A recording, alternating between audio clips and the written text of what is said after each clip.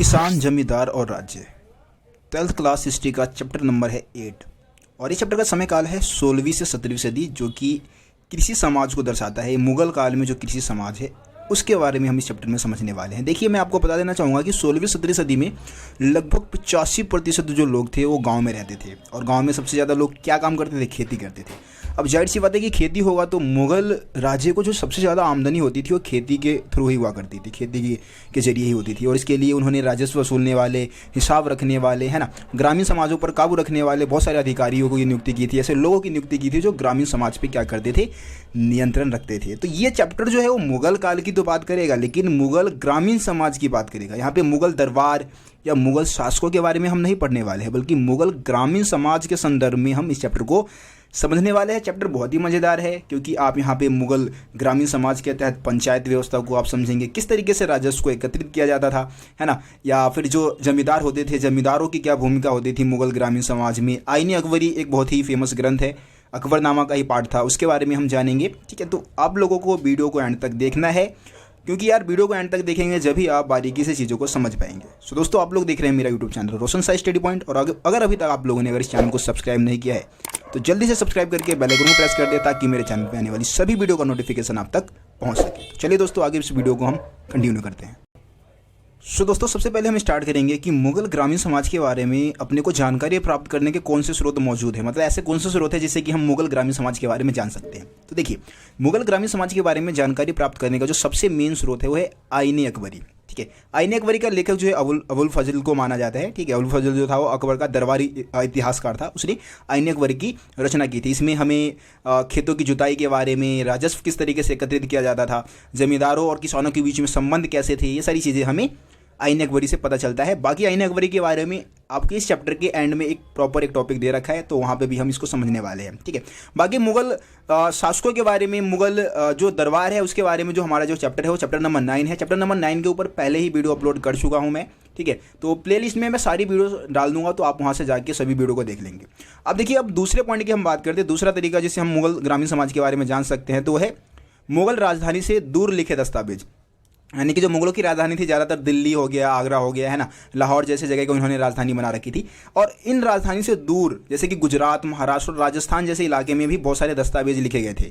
ठीक है, जो कि हमें मुगल ग्रामीण समाज के बारे में जानकारी देती है। उनके आमदनी के जो तरीके थे, है ना, आमदनी का विस्तृत विवरण हमें इन ग्रंथों से मिल जाती है।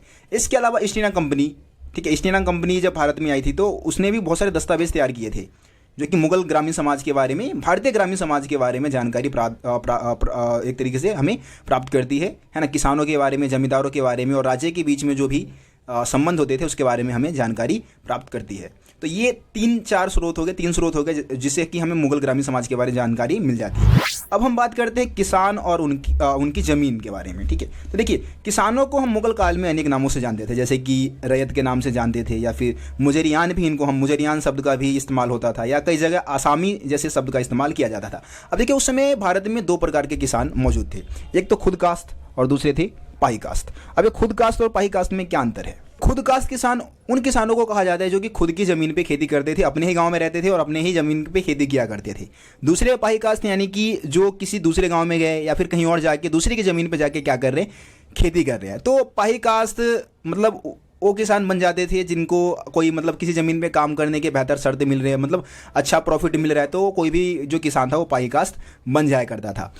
अब हम बात करते हैं कि यार मुगल काल में किसानों की स्थिति कैसी थी। किसानों की स्थिति के बारे में हम बात करें तो थोड़ा सा आपको दयनीय स्थिति लगेगी उनको, क्योंकि मुगल काल में मतलब उत्तर भारत के बहुत सारे किसानों के पास शायद ही कभी एक तरीके से 1 जोड़ी बैल और 2 हल से ज़्यादा होता था, मतलब इससे भी कम बहुत सारे किसानों के पास ये भी नहीं हुआ करता था। ठीक है, इसके अलावा गुजरात में जिन किसानों के पास 6 एकड़ के करीब जब अगर ज़मीन होती थी तो समृद्ध माना जाता था, मतलब 6 एकड़ ज़मीन है तो समृद्ध माना जाएगा।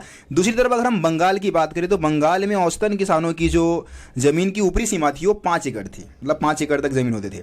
और 10 एकड़ ज़मीन वाला जो मतलब एक तरीके से आसमी यानी कि जो किसान होता था उसको अमीर माना जाता था, जिसके पास 10 एकड़ ज़मीन है वो बहुत ज़्यादा अमीर माना जाएगा। ठीक है, और किसान लोग क्या करते थे अपनी ज़मीन की पहचान के लिए, मतलब ईंट गाड़ दिया ज़मीन में या फिर कांटे से उसको क्या करते थे, निशान बना के पहचान बना के रखते थे ताकि उनको पता चल जाए कि ये ज़मीन किसकी है। ठीक है, तो ये सारी अब किसानों की स्थिति वाले पॉइंट्स में आप लिख सकते हैं।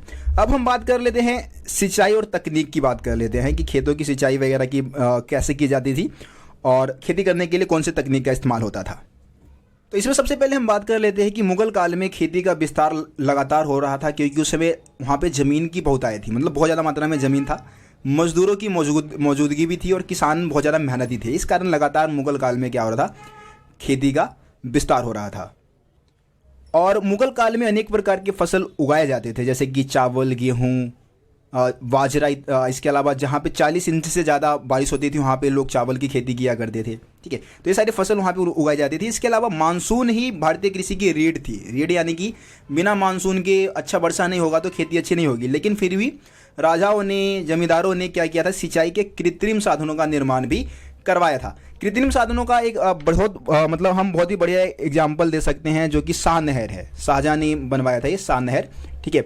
तो इससे खेतों की सिंचाई की जाती थी। इसके अलावा और भी राजाओं ने क्या किया, जो नहर वगैरह थे उसकी मरम्मत करवाई, नाले वगैरह जो थे उसकी मरम्मत करवाई, ठीक है। नहरों को नए नए नहर निर्मित किए, जैसे कि खेतों की सिंचाई की जा सके। इसके अलावा खेती करने का एक और जो तकनीक था वो था बैलों का इस्तेमाल, ठीक है। पशु बल का इस्तेमाल किया करते थे और पशु बल के माध्यम से हलों को खींचा जाता था। और हल क्या होता था, नोकीले फाल वाले जो हल होते थे उसका इस्तेमाल एक तरीके से खेती करने के लिए किया जाता था। इसके अलावा फसलों को बोने के लिए बर्मों का इस्तेमाल होता था, ठीक है। अब ये बर्मे जो है एक तरीके से फसलों को क्या करते थे, हल में बांधकर उसके माध्यम से फसलों को बोया जाता था। लेकिन ज़्यादातर ये देखा गया कि मुगल काल में फसलों को बोने के लिए हाथ का इस्तेमाल होता था, मतलब हाथ से जो फसल को छिड़का जाता है उसका इस्तेमाल वहाँ के लोग ज़्यादा किया करते थे। दोस्तों, हमारा जो अगला टॉपिक है वो 1.4 है, फसलों की भरमार, जिसमें हम बात करने वाले हैं मुगल ग्रामीण समाज में कौन सी फसलों का उत्पादन होता था और क्या फसल केवल पेट भरने के लिए उगाया जाता था या व्यापार के लिए भी उगाया जाता था। तो आगे आपको इस क्वेश्चन का आंसर मिल जाएगा। देखिए, मुगल काल में वैसे फसल दो मौसम के दो चक्रों में उगाया जाता था। एक तो आपका खरीफ हो गया, खरीफ जो कि पतझड़ का मौसम माना जाता है, और दूसरा है रबी यानी कि बसंत में, है ना। और अगर हम सूखे और बंजर इलाके को छोड़ दें तो मतलब जितनी भी ज़मीनें हैं उस पर ज़्यादातर वर्ष में दो फसलें उगाई जाती थी। और जहाँ पे बारिश अधिक हो रही है, मतलब बारिश ज़्यादा होती थी और सिंचाई के साधन मौजूद थे, वहाँ पे साल में 3 फसल भी उगाई जाती थी। और अगर हम पैदावारी की बात करें तो पैदावारी में बहुत ज़्यादा विविधताएँ वहाँ पर देखने को मिलती है। विविधताएँ मतलब अलग अलग प्रकार के फसलें वहाँ पे उगाई जाती थी। जैसे कि हम जो आईनी अकबरी है उसे हमें ये पता लगता है कि मुगल साम्राज्य का जो आगरा प्रांत था, आगरा प्रांत में 39 किस्म की फसलें उगाई जाती थी, ठीक है। जबकि दिल्ली में 43 फसलों की पैदावारी होती थी। बंगाल में सिर्फ चावल के ही 50 किस्मों की पैदावारी होती थी, लगा लो। तो काफ़ी ज़्यादा विविधताएं फसलों के उत्पादन में थी। अब ऐसा नहीं है कि फसल केवल पेट भरने के लिए उगाया जाता था, बल्कि व्यापार के लिए भी फसलों का उत्पादन होता था। इसका सबसे बढ़िया एग्जाम्पल है जिनसे कामिल जैसे शब्द हमारे को मिलते हैं। जिनसे कामिल का मतलब है सर्वोत्तम फसलें, है ना। या फिर इसको हम व्यापारिक फसलें कह सकते हैं, जिसमें आपका गन्ना हो गया, कपास हो गया, ये शामिल थे। जिनसे कामिल का सबसे बढ़िया एग्जाम्पल है गन्ना और कपास, जो कि क्या थे, ऐसे फसल थे जो कि मुगल साम्राज्य को ज़्यादा टैक्स प्रोवाइड करा, मतलब टैक्स ज़्यादा वसूला जा सकता था। इन फसलों से ज़्यादा राजस्व की उगाही की जा सकती थी, ज़्यादा प्रॉफिट कमाया जा सकता था। तो इस कारण भी राजा महाराजा जो जिनसे कामिल जैसे जो फसल थे उनके उत्पादन पे जोर दिया करते थे। तो जिनसे कामिल का बढ़िया एग्जाम्पल गन्ना, कपास, तिलहन, जैसे कि सरसों हो गया आपका, है ना, दलहन, ऐसे फसलों का एग्जाम्पल आप दे सकते हैं। तो इस तरीके से आपका ये जो टॉपिक है वो भी खत्म होता है। सो दोस्तों, आज की इस वीडियो में इतने ही टॉपिक को हम समझते हैं। बाकी आगे के जो टॉपिक है उसको हम अगले वीडियो में समझेंगे। चैप्टर काफ़ी ज़्यादा मज़ेदार है, तो यार वीडियो को आप लोग जरूर वेट करें और इस वीडियो को ज़्यादा से ज़्यादा शेयर करें। चैनल को अभी तक आप लोगों ने अगर सब्सक्राइब नहीं किया तो जरूर सब्सक्राइब कर ले, बेल आइकन को प्रेस कर दे, ताकि मेरे चैनल में आने वाली सभी वीडियो का नोटिफिकेशन सबसे पहले आप तक पहुँचे। सो चलिए मिलते हैं फिर आप लोगों से अगली वीडियो में। तब तक के लिए जय हिंद, जय भारत, अपना ख्याल रखें।